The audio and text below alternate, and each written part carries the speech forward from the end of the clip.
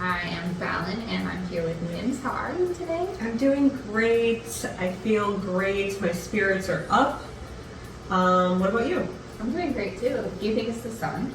It's definitely the sun. The sun, and that it's not frigid. Mm-hmm. I hate it. I don't know why we live here, but we do. Keep asking that too. Right. So if you guys weren't listening to our last episode, shame on you. I'm just kidding.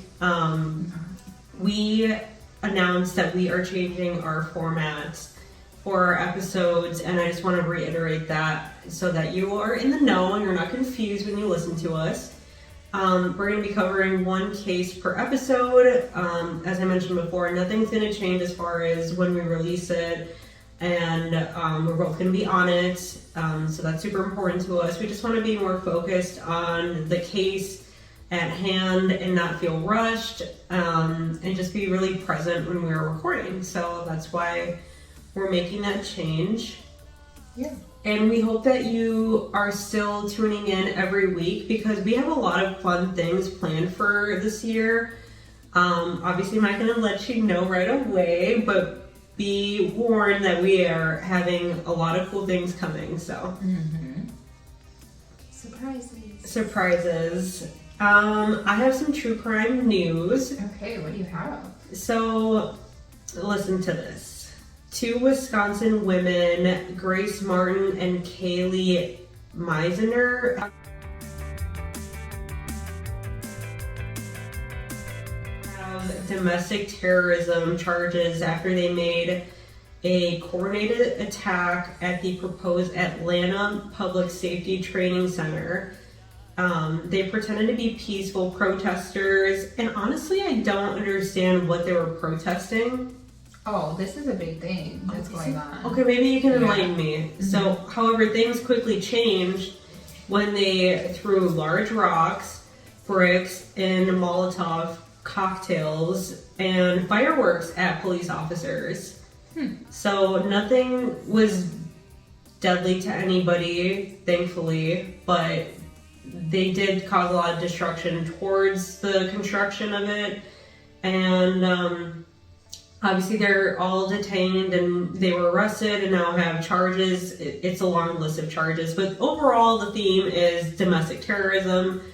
So like I said, I am a little confused on what the point of protesting this, because it is a joint task force formed to combat ongoing criminal activity at the Atlanta Police Department. So I don't know, could you touch on that, I guess? These protests have been going on for probably a month. I did see that. Longer. I did see that, yeah. And it's, from my understanding, basically they want Atlanta to be like a police state, and people do not want more police. More police are not usually the answer. Okay, so they're fighting adding more police. Yeah, I don't know all the details of it. I've been trying not to watch the news. Right. I've just seen it on TikTok. Okay. Well, I guess that makes more sense on why it's happening, because I was like not putting 2 and 2 together before. I'm like, why?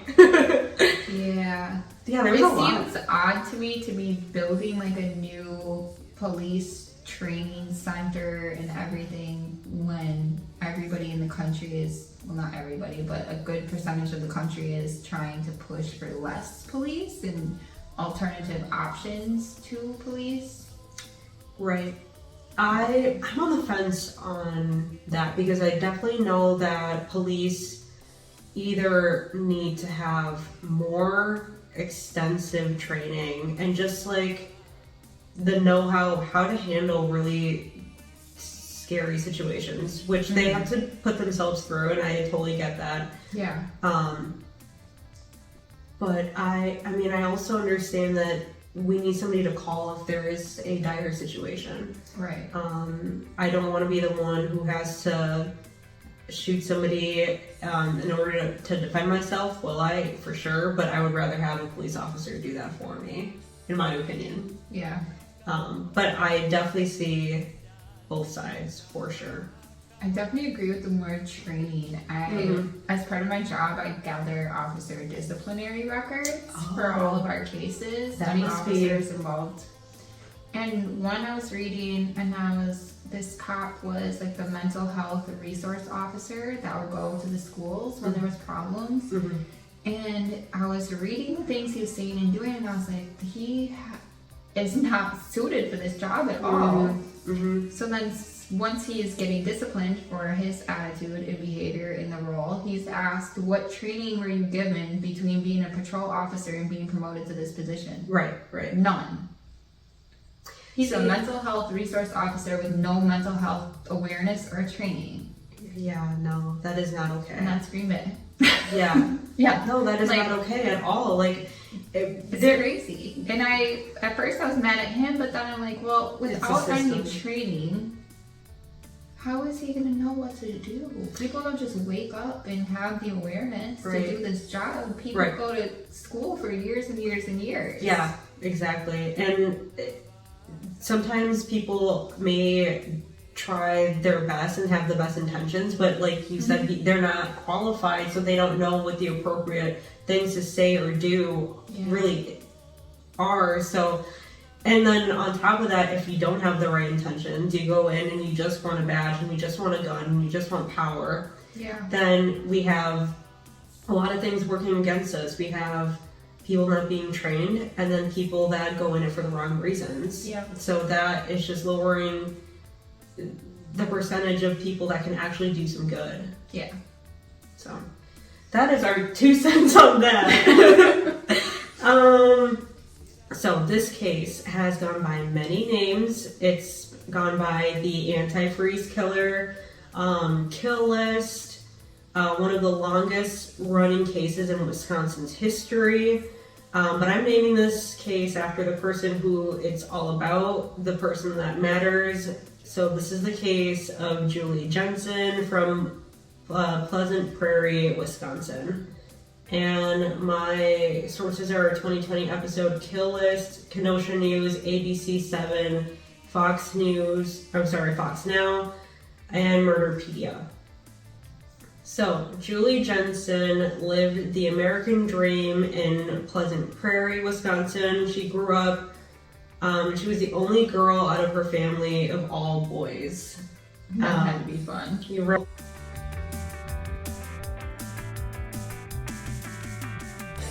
So her parents loved to go out on the weekends to dance and drink, and Julie was often the brother's babysitter, so they looked at her like a second mom because she was so maternal, she was so caring, and she kind of was forced into that position. But it wasn't all dancing and smiles. Unfortunately, Julie's mother was an alcoholic and suffered from depression, so she just wasn't completely mentally there for her kids and for herself and for her family. Right, so Julie had to step up. Exactly, yep. So then Julie married a man, Mark Jensen, who was a stockbroker, and by all accounts, this was like the perfect marriage.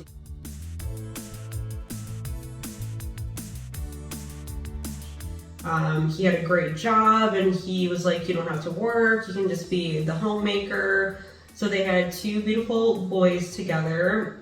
She was so in love with her family that she had a customized license plate that read My 3 Ds, which stood for her husband, Dad, her son, David, and her other son, Douglas.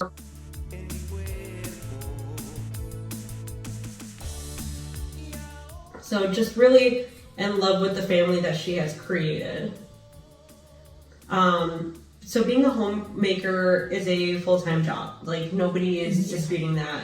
I have a lot of friends that are homemakers, and what they tell me in a day, I'm just like, geez, I don't know how you do it. You get a lot done, and you don't get paid. So that really is a job for sure. So she kept the house in order, including general maintenance, cooked, cleaned, took care of the children. She was the glue that kept everything together and running smoothly. And when her husband would come home, it was expected that everything should be done. So Oh, I love that. One of those types. That's always nice. Sure, everything is perfect for me when I get home. And then when my husband gets home, it's like chaos. Like I don't have kids, but my dogs are just chaotic as fuck. So one thing that they had that was rare in households in the 90s was a personal computer. It was considered a luxury, and they had it. This is going to be relevant for later, but I'm going to throw that out there right now. Okay. On the outside, they look to be like a perfect family.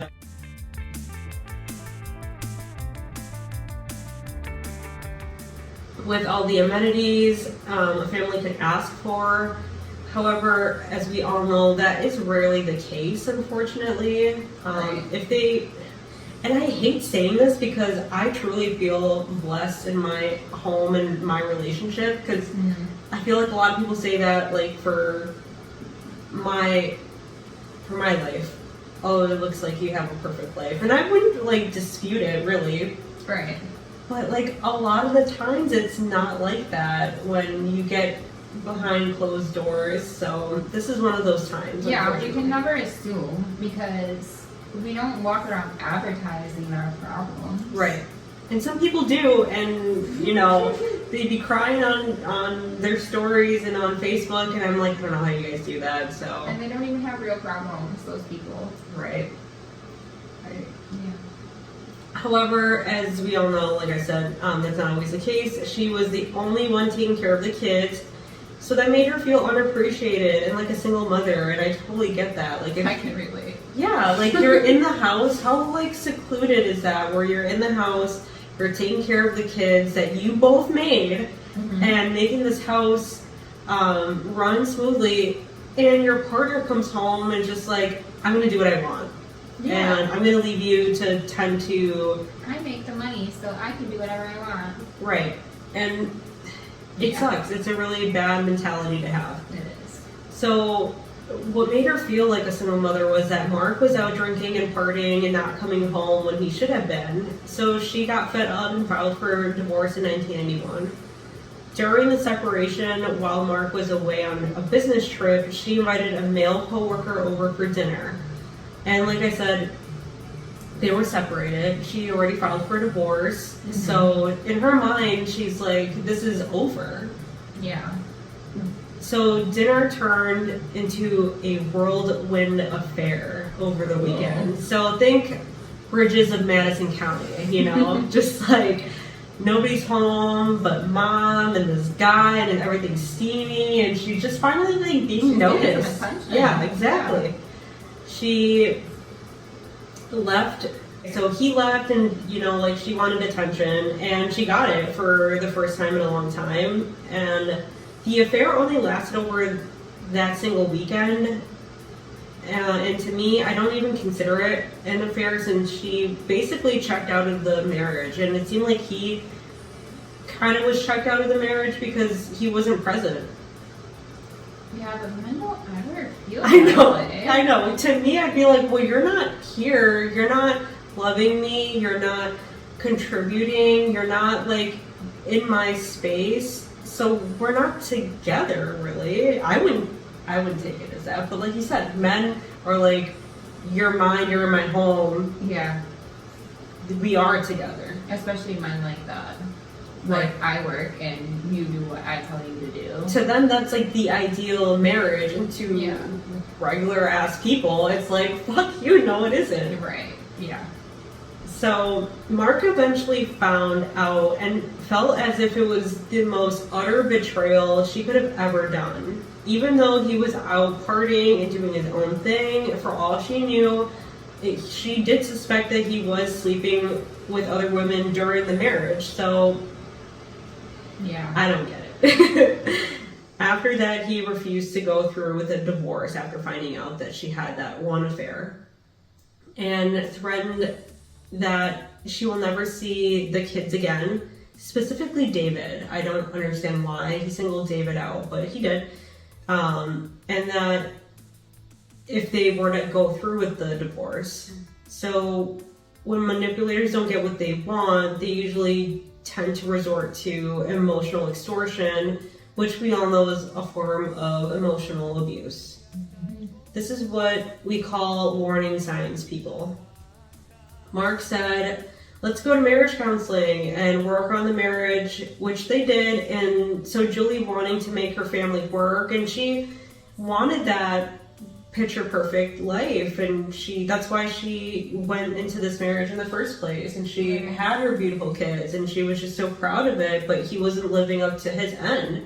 So she felt guilty. She obviously had that never seeing her kids again looming over her as well. So she withdrew her petition for divorce. But then something strange started to happen. Julie would find pornographic pictures on her property, like on her deck, her front lawn, just out of the blue. That's so weird. When I heard this, I was like, what a strange move. So strange. The pictures were cut out and pasted together to make it look very closely like her. So they weren't pictures of her. It was just assembled to look like her. That's so creepy. It's so fucking bizarre. And I shouldn't laugh. I'm so disturbed. I'm like nervous laughing. So somebody's just going and buying like all the porn magazines, looking for her features and cutting them out and gluing them together. That's exactly what I'm saying. That's twisted. Yeah. So it doesn't end there though. She would also get harassing phone calls telling her she was a whore for what she had done. She and Mark reported this to the police as it was nonstop for guess how long? A few months? 6 whole years this was going on. What the fuck? 6 whole years Julie was just taking phone calls, finding all these very disturbing and very similar naked, grotesque pictures of nudity all over. I know, and yeah. There's so no way I would have lived there. So Mark blames it on the man that Julie had an affair with. And however, after looking into him, it was determined that he had moved out of the area a long time ago, and he ultimately moved on with his life. They questioned him and they were like, are you doing this? And he's like, I honestly haven't thought about it since, it was a quick weekend. It was like a drop in the bucket for me. And he moved on, he moved out of the state, and he was done. Yeah. So they rolled him out. The police then spoke with Julie alone and told her that they suspected that it was her own husband that was tormenting her this whole time. So she didn't want to believe it, of course, and brush their concerns to the side. Julie's friends started to notice the red flags in their relationship as well. So she had her book club over and it was her turn to host, so it was at her house.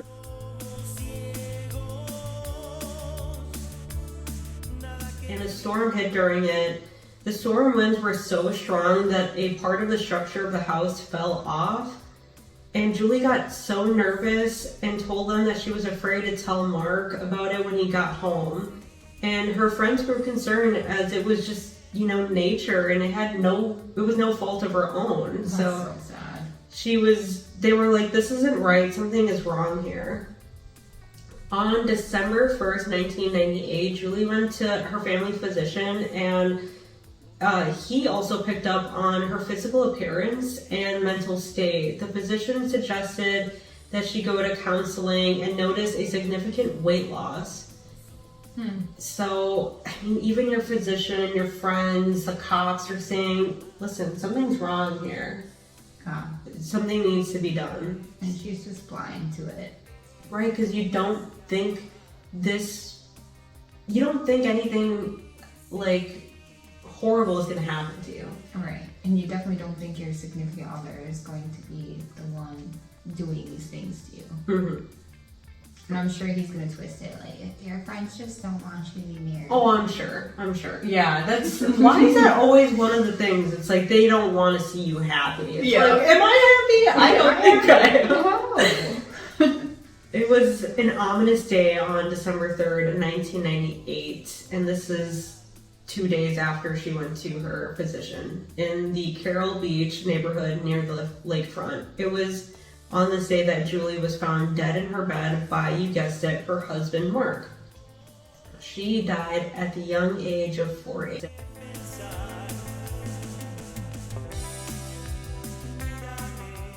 It had appeared to the police that it was a suicide, but then the DA, Bob Jambos, stated something wasn't right.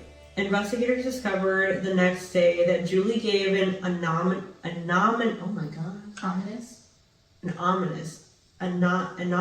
ominous letter to her neighbor, which stated her suspicion against her husband and had specified details that incriminated him that validated her.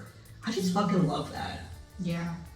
The letter stated, quote, "If anything happened to me, he would be my first suspect. I would never take my life because of my kids. They're everything to me," end quote.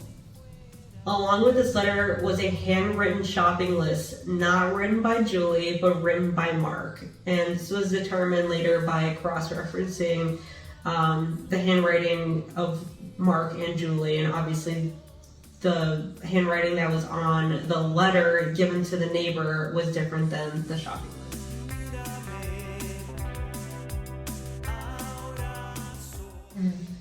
The list included a list of items that were poisons and syringes. Who writes this shit down? Here is my list to murder my wife. My murder kit list. Please have it. Additionally, after a toxicology test was done and determined she had ethylene glycol, the main ingredient in antifreeze, in her body. So remember that fancy computer? Mm-hmm. So Mark was searching for different ways to kill someone, making it look like a suicide. Of course he was. And on Ask Jeeves, probably. I totally forgot about Ask Jeeves. Investigators knew that with this being a poison-ingested case with no immediate signs of foul play, that they had their work cut out for them. And as if the whole thing didn't stink of suspicion, Mark looked as if he couldn't care less at Julie's funeral. He was witnessed to be laughing and joking around with people he knew, as if he had no grief, like, whatsoever. And one of Julie's friends noticed that Mark brought out a garbage bag full of Julie's belongings on the curb as if she was just yesterday's trash. That's horrible. And this was days after her funeral. Yeah, normal husbands don't do that. No, like, my husband better be, like, sobbing in my sweaters for years. Like, wearing black every single day. So if you're listening to this, babe, you better mourn me. If I'm here, I will make sure. Thank you. So it took 9 freaking years to arrest and bring Mark Jensen to trial for the death of his wife and the mother of his children.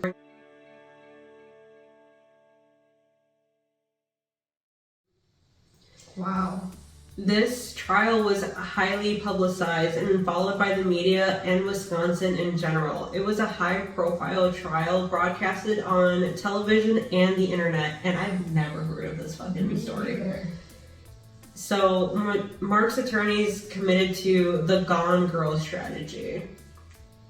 So they shifted the blame back on Julie, stating that she was deeply depressed and that she committed suicide, and pinned the whole thing on her husband.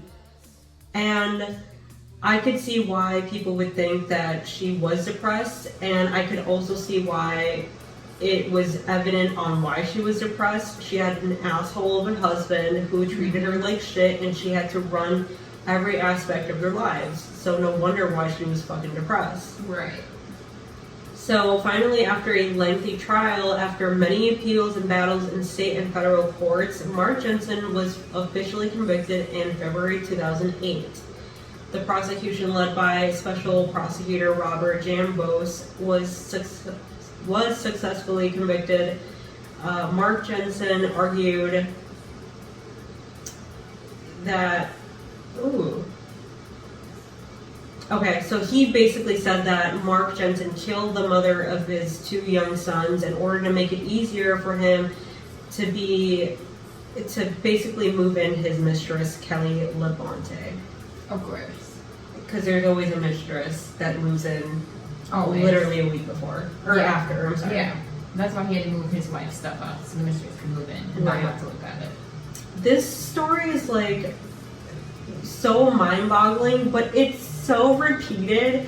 Like the amount of cases that are so similar to this is I can't even It's so count. cliche. Just move out with your freaking whore mistress. Yeah. You could just leave the kids and your wife alone. You don't have to kill your wife. You don't have to kill your wife. Just move out. Seriously. So, like I said, which he moved into the house he shared with Julie and remarried. I'm sorry, not remarried. Can I not talk today? I feel like this is like a podcaster's thing where you just can't fucking talk. The mic is on, you cannot talk. So he married her in 2002, a mere 3 years later. Didn't she have her own house? When he moved in with her. You would think, but I mean, I would hate to live in my new husband's home in which he, first of all, she died there. Mm-hmm. Second of all, they like had a whole life there. So what, am I supposed to be a placeholder? And she was harassed there for 6 years. Yeah. There's just nothing good about this. Nothing is, no, absolutely not. However, while this was all true, it is alleged and agreed that he also killed his wife due to his intense obsession over a previous sexual affair that she had. Mm-hmm. It was also determined that it was, in fact, Mark that terrorized Julie for years with the harassing phone calls and pornographic pictures. No fucking shit, it was him. Right. Because who the fuck else? Who cares, right? And you know how we know it was him, besides us already knowing it was him? Mm-hmm. There were thousands of pictures of male genitalias hand-drawn in Mark's personal notebook and male genitalias found on his computer as well. So he was very obsessed with all of this type of shit. Oh. Why male genitalia? Don't know. Interesting. And like, I love that this is before the time where people realize that you can trace everything in a computer. Right. And like, the fact that he hand drew what I'm assuming is penises and balls. Yeah. All over a notebook. Like a fourth grader. Exactly. I'm like, man, I haven't drawn a penis since like, Right. I don't even know how long. Additionally, one of Mark's former co-workers testified that during a work conference in the fall of 1989, remember Julie died in the winter of 1989, that he stated that he hated his wife and mentioned that he's been looking at websites about killing one spouse. So he said out loud to a person. To another human being. Who is not his whore mistress. I want to kill my wife. And they're like, cool. Yeah. Thanks for sharing. I would have been like, I'm getting out of here right after this conversation. Yeah. Yeah, that definitely did happen. And he definitely did testify to that. Apparently the coworker didn't go to the police because he feared that Mark would retaliate against him and his family. Which I would be very scared too, because obviously you're looking shit up on the internet. Right, but if he goes to jail, how's he going to retaliate? True. David Thompson, an inmate, here we go. An inmate in jail that shared the same cell block as Mark during the trial stated that Mark said he could have someone kidnap the said former co-worker. Oh my god. Before the trial, which did look good for Mark when that came out. So he definitely had plans to like... Who's gonna kidnap people for Mark? The mistress. Mistress. Gotta be. Oh my god. I can't imagine he has a lot of friends. I'm sure he made some seedy connections on all these websites that he was looking at. Maybe. So... all this, and the letter beyond the grave, was the nail on his coffin.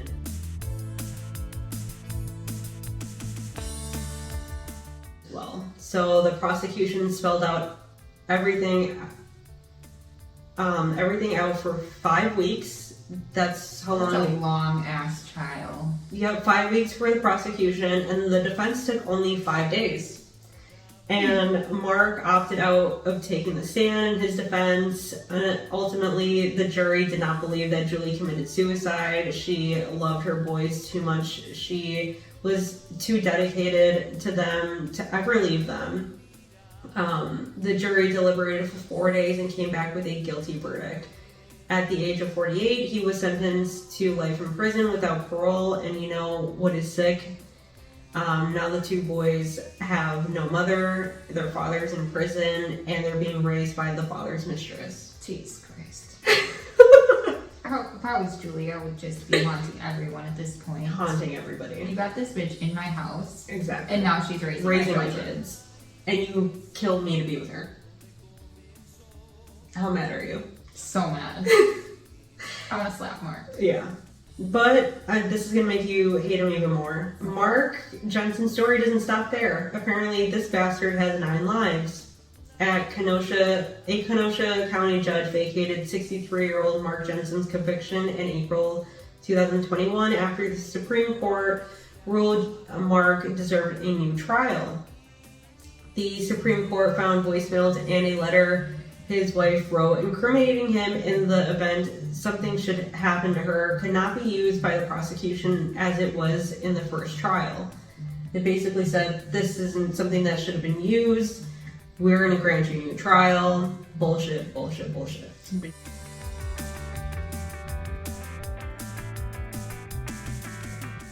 In early 2022, the U.S. Supreme Court helped to pave the way for the new trial when it declined to hear an appeal of the Wisconsin Supreme Court's ruling. The so-called letter from the grave, in which Julie Jensen wrote that if anything happened to me, that her husband would be my first suspect, was not allowed into the evidence during this lengthy trial. This truly was the trial of the century that never ended. And so the shit show continued, and the retrial cost the county tens of thousands of dollars just to try this motherfucker all over again. This retrial began on January 2023, this year. Let me remind you that Julie was murdered in 1998. In this trial, Mark Jensen again chose not to testify during his 4-week retrial, as is his constitutional right, and honestly it's the best move because I would have spit on him. Right, nobody wants to hear anything he has to say. Fuck you, Mark. Some of those called to testify by the defense included a forensic pathologist, a medical toxicologist, a forensic psychiatrist, and the Jensen's oldest son and Mark Jensen's sister. I hate that they involved the kids. I hate that. But they're grown now. I mean, they're adults. Yeah. The prosecution rested after calling 38 witnesses to the stand and playing lengthy videos of some of the men and women who testified during the first trial but were unable to testify again or had died. I'm glad that they were like, click, here is what everybody said before, I'm gonna do it again. Among those who testified during the first 2 weeks of trial for the prosecution included law enforcement officials, former co-workers of Mark Jensen, the guy that he had tried kidnapping, former neighbors of the Jensens, a brother of Julie, medical examiners, and inmates who Mark Jensen reportedly told of his alleged actions. So throughout the trial, graphic photos of Julie Jensen's autopsy and body from when it was found in bed were shown to the jury. Additionally, Larry Griffin, one of Julie Jensen's brothers, spoke to the media right after the jury began deliberating, and Larry held a photo album of his sister with pictures of Julie Jensen at various moments throughout her life. He was accompanied by Jeanette Perez, a coordinator with Women's and Children's Horizons, a local nonprofit dedicated to helping those facing domestic abuse, which we can all agree that this is that case. Mm-hmm. He stated that the media, quote, quote, we are dismayed and bewildered that this trial took place a second time, 24 years after you gave up your life, Julie, for your 3 Ds. We're uncomfortable with the status of reliving all the events surrounding your death in full view of the public. Right. Julie, we dearly love and appreciate and thank your friends and neighbors who shared pleasant times with you, who can testify to your vibrant and caring nature. Our utmost gratitude goes out to those kind people who helped you in your times of distress, including the Pleasant Prairie Police and the first responders, end quote. So her brother stated that Mark was aggressive toward Julie and manipulated her with economic abuse, isolation, and threats, which we all know. The jury first deliberated after closing statements, and they were instructed from the judge, with instructions from the judge. The next day, the jury ate a roasted chicken for lunch and then went in to announce that they had reached their verdict. And yeah, the articles did announce they had roasted chicken, as if it was breaking news, so I threw it in there too. Mark Jensen was found guilty of felony first-degree intentional homicide for the second time. A jury of 6 men and 6 women from Kenosha County took less than 7 hours to agree that this horrible excuse of a husband was guilty of poisoning his wife with odorless ethylene glycol, more commonly known as antifreeze, in her juice, and then suffocated her to death by turning her face down in their bed and sitting on top of her in early December 1998. How terrible. Even with all of the evidence found and his conviction, he has maintained his innocence, as they all do. After the verdict was announced, Judge Anthony Milizauskas revoked Mark Jensen's $1.2 million bond. The sentencing hearing will be held on April 14th, 2023, which is coming up here shortly. Special Prosecutor Robert Jambos stated, he was very pleased with the verdict. He addressed the media in the court's basement and read the letter Julie Jensen wrote a week and a half before her murder that she gave her to her next door neighbor out loud to dozens of reporters. It read, quote, "If anything happens to me, give this to the police." And the neighbor did give it to the police on January 4th, the day after she was found. And I would have to agree with Special Prosecutor Jambos when he said that Mark is a, quote, brutally cold-blooded and a true sociopath, end quote. Definitely. Mark is definitely sick. He can have his own affairs, his own infidelities, treat his wife like a second-class citizen, treat his children like they are options instead of his responsibility, and yet punish Julie over and over again, ultimately ending her life. Yeah. Mark Jensen had stated that he is going to appeal the verdict. Special Prosecutor Jambo stated, "If he does, I'll be back and we'll try the son of a bitch again," end quote. Again, Julie's boys were cheated a mother, and now their father is back in prison. And that is the story of the beautiful dedicated mother, Julie Jensen.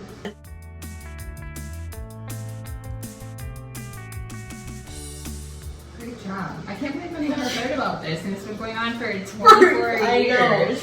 I know. And I was like totally captured by this story.